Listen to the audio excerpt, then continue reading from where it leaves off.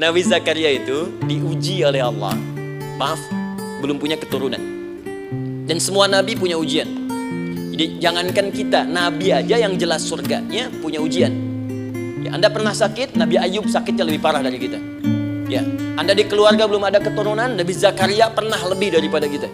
Sampai rambutnya memutih, fisiknya sudah letih, dan menurut medis, maaf sekali, istrinya divonis tidak mungkin punya keturunan, monofus dan mandul, mustahil.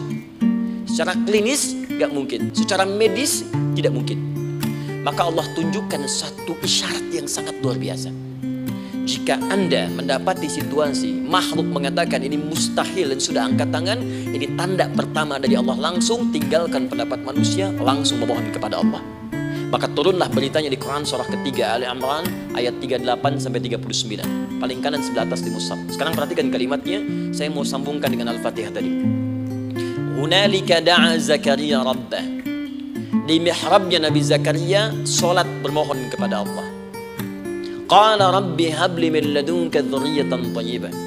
Kemudian ia berdoa, Rabbi habli, ya Allah yang maha memberi tanpa batas. Ini adab pertama, kalau teman-teman mau berdoa, sebut nama Allah sesuai dengan hajat kebutuhan kita. Itu yang disebut dengan al-asma'ul husna. Di asma'ul husna itu bukan nama-nama indah yang sekedar dihafal, bukan.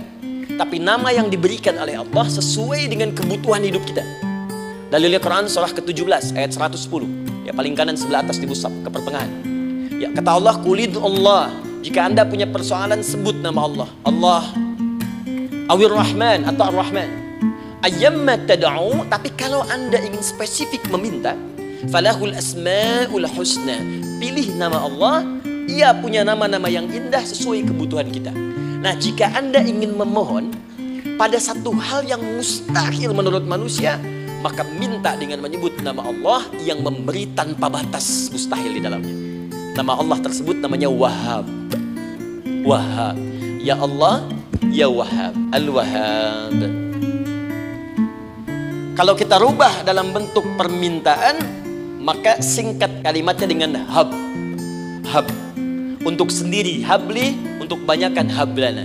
Rabbana hablana min azwajina wa dzurriyyatina qurrata a'yun. Nabi Zakaria minta karena sendiri yang mengalami situasi itu, maka beliau katakan, Rabbi habli, ya Allah, habli min ladunka, ya Allah yang tak punya batas dalam pemberian. Mereka mengatakan aku tak akan punya keturunan. Mereka mengatakan mustahil aku punya anak. Dan aku yakin kau memberi batas tanpa memberikan pemberian tanpa batas. Aku mohon darimu saja. Darimu saja. Dzurriyyatan thayyibah, keturunan-keturunan terbaik. Innaka sami'ud du'a. Engkau pasti mendengar doa saya. Kalau pada yang maha memohon saja, maha mendengar saja tidak mengabulkan, lantas kepada siapa lagi aku mesti minta? Tapi poinnya bukan itu.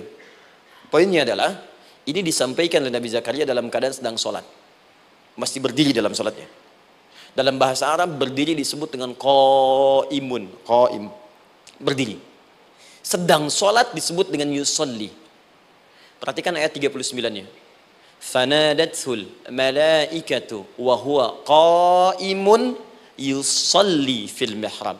Maka seketika ketika doanya selesai dipanjatkan, sholatnya belum selesai. Doanya selesai dipanjatkan, seketika datang malaikat menyampaikan, kamu dapat kabar gembira, Anda akan punya anak, bahkan namanya langsung diberikan oleh Allah, Yahya, artinya hidup. Yang mustahil menurut manusia, lahir dari rahim seorang perempuan yang divonis monofus dan mandul, kata Allah, bagiku yang gak ada yang mustahil. Jadi dan hidup dia. Kapan itu terjadi? Masih sholat dan belum selesai dalam sholatnya, dalam keadaan berdiri. Sekarang saya tanya Anda, kita membaca iyyaka na'budu wa iyyaka nasta'in dalam keadaan ruku atau sujud? Sujud, berdiri. Berdiri teman-teman. Betul kan? Dalam keadaan berdiri saat baca Al-Fatihah. Iyyaka na'budu wa iyya. Saat kita mengatakan wa iyyaka nasta'in, Allah balik bertanya, apa yang kamu butuhkan? Nabi Zakaria itu sholat dulu baru minta. Kita umat Nabi Muhammad karena keutamaan nabinya, sebelum sholat dah ditunggu. Butuh apa? Mau minta apa? Karena itu saya ingin katakan, ayo manfaatkan momentum sholat ini. Jangan sekedar kita kemudian tunaikan formalitas, tapi kita tidak mendapatkan keuntungannya. Ayo, semuanya. Dari mulai takbir sudah ada doa. ruku ada doa, bahkan sujud kita bisa perbanyak dalam bahasa hati kita untuk memohon kepada Allah Subhanahu wa taala.